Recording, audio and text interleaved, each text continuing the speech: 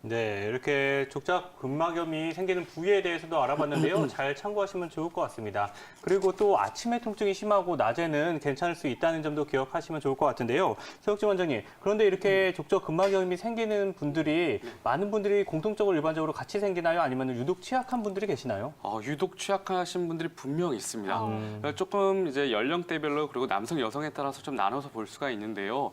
20, 30대 여성분들이 족저근막염으로 고생하시는 경우는 대부분 딱딱한 신발을 신거나 아니면 평평한 플랫슈즈 같은 거를 즐겨 신는 분에게 많고요.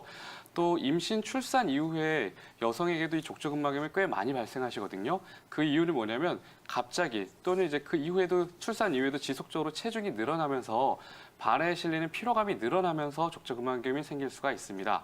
이 남성분들 같은 경우는 운동을 굉장히 좋아하시는 분들에게 족저근막염이 생길 수가 있는데요. 예를 들어서 뭐 마라톤을 취미로 하신다거나 아니면 평소에 헬스장에 가셔서도 러닝머신 위에서 뭐 1시간 이상 과도하게 러닝을 즐기시는 분들에게도 이런 족저근막염이 생길 수가 있는데요. 지금 말씀드렸던 이 세 가지 경우는 전체 족저근막염 환자분의 비율로 따지면 불과 한 30% 정도밖에 되지 않습니다.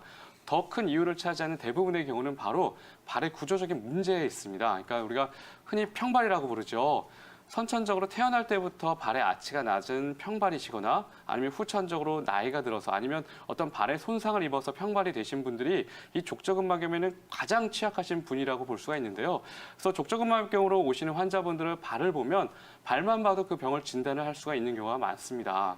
이 발은 안쪽에 보면 내측 아치라고 해서 우리 그 다리 모양처럼 안쪽에 이렇게 쏙 들어가 있는 모습이 있는데요. 바로 이 부위에 이제 주상골이라는 부위를 중심으로 해서 우리 몸의 체중이 무게중심이 실리면서 마치 스프링처럼 지탱해주는 역할을 하는 거거든요. 근데 이제 평발이신 분들은 이 바로 지탱해주는 이 스프링 역할이 하나 없는 거라고 보시면 됩니다. 그러니까 일반 정상적인 발에 비해서 땅에 닿지 말아야 되는 부분들이 과도하게 닿게 되고 내 몸의 체중의 무게중심 자체가 정상 위치를 벗어나다 보니까 염증이 쉽게 발생할 수가 있는 그런 조건이 만들어지는 겁니다.